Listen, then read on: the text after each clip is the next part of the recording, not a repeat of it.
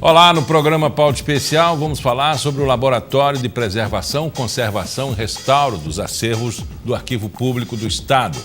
A gente vai falar também sobre o uso da robótica nas escolas públicas de Alagoas. E ainda vamos conhecer o trabalho da Superintendência de Medidas Socioeducativas de Alagoas para alfabetizar jovens infratores.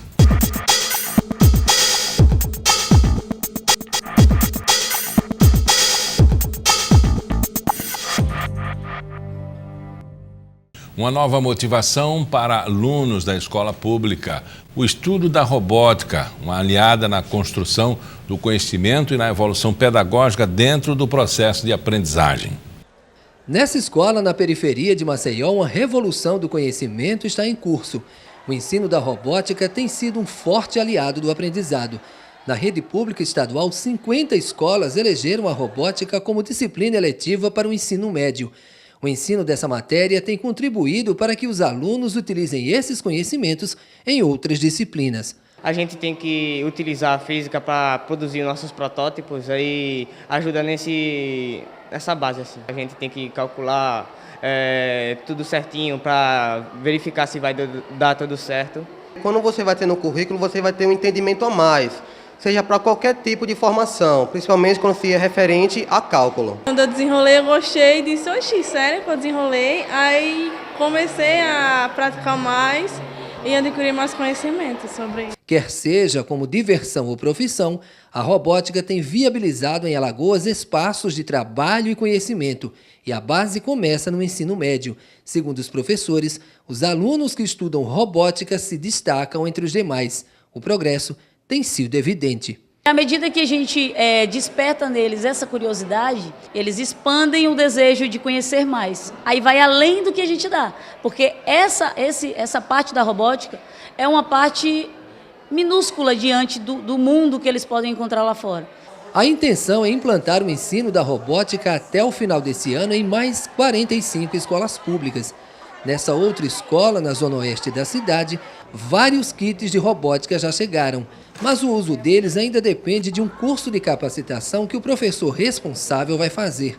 Quando estiverem instalados, os kits devem beneficiar cerca de 1.900 alunos. O que a gente vê nas nossas crianças, nos nossos alunos, são mentes brilhantes que precisam ser trabalhadas. É só dar panos para as mangas que acontecem coisas maravilhosas dentro das escolas.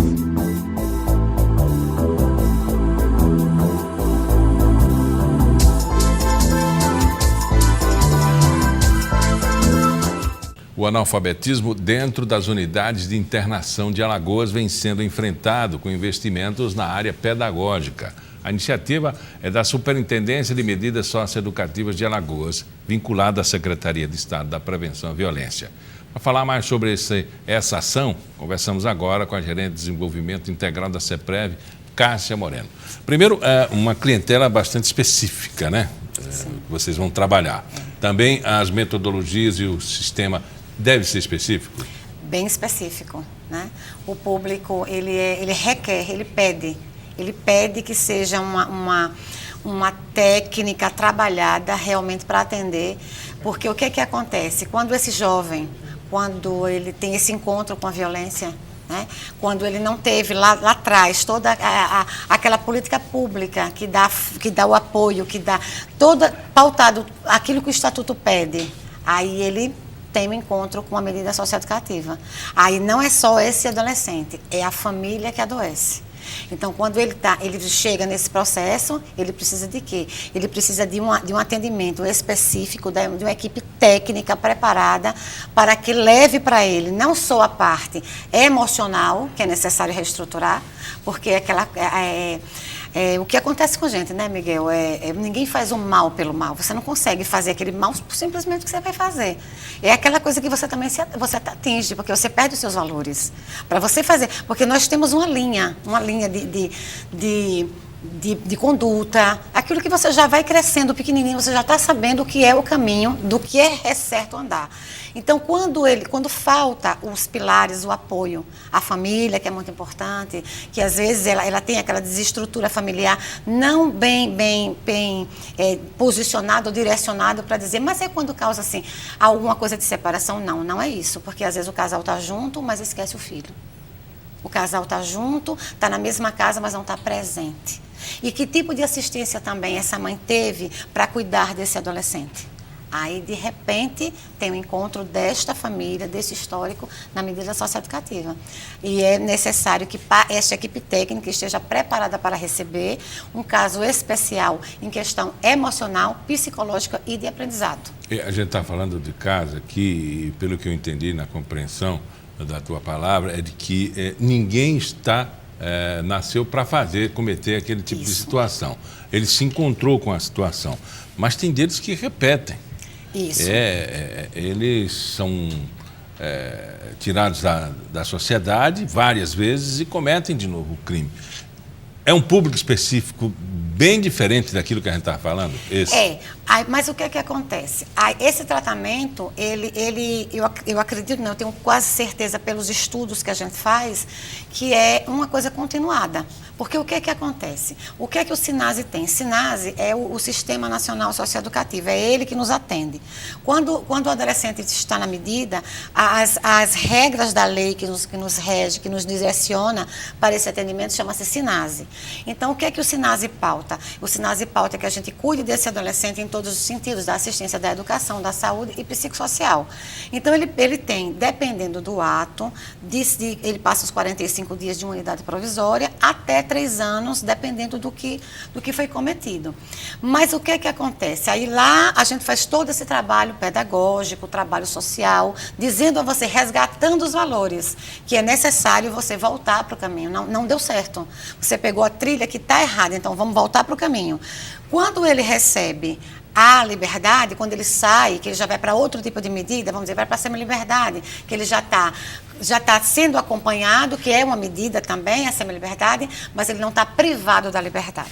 Então, ele chega lá fora. Então, quem é que está recebendo? Como é que ele está chegando lá? Como é que ele está sendo taxado? Como é que ele está sendo visto? Tudo isso também é importante. A gente, às vezes, cobra muito do nosso adolescente que diz assim, poxa, menino, mas você de novo fez isso, mas que tipo de oportunidade nós demos? Nós, quando eu falo sociedade, a gente, num sentido geral, global, o que é que a gente está fazendo? Será que a gente encontra a matrícula da escola tão fácil?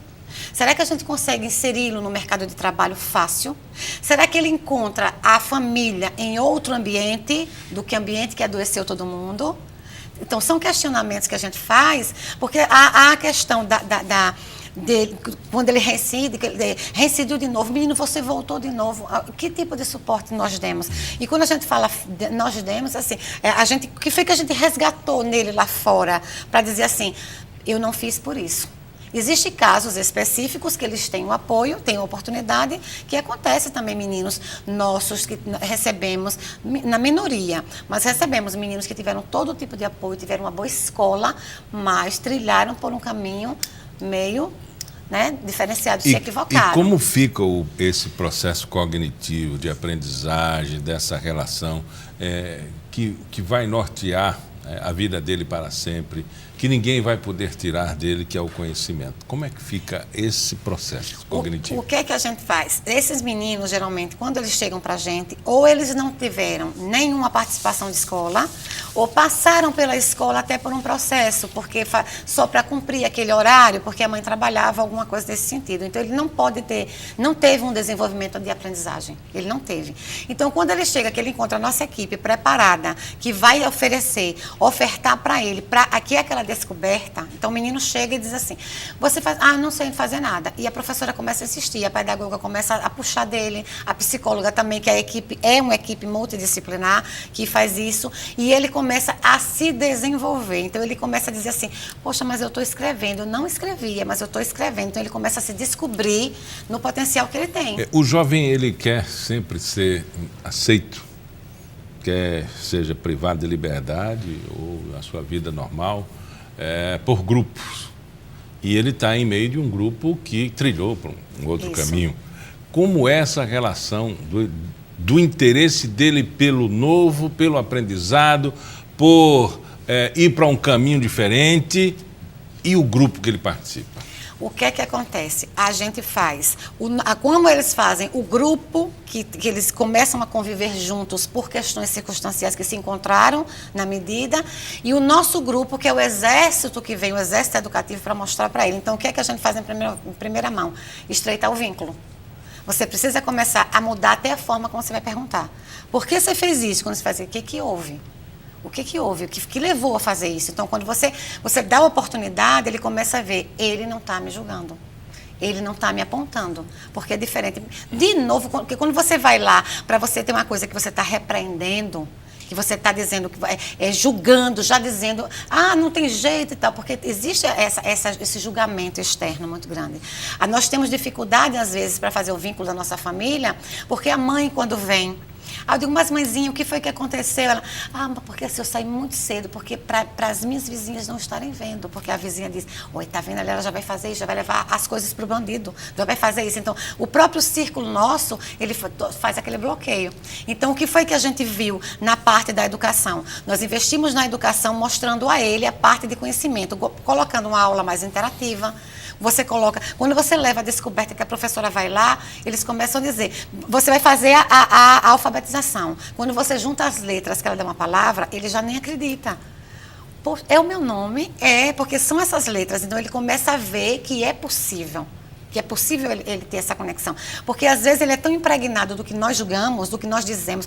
Nós, quando eu falo sociedade, num conjunto, num todo, que ele começa a dizer, não, eu não sou capaz.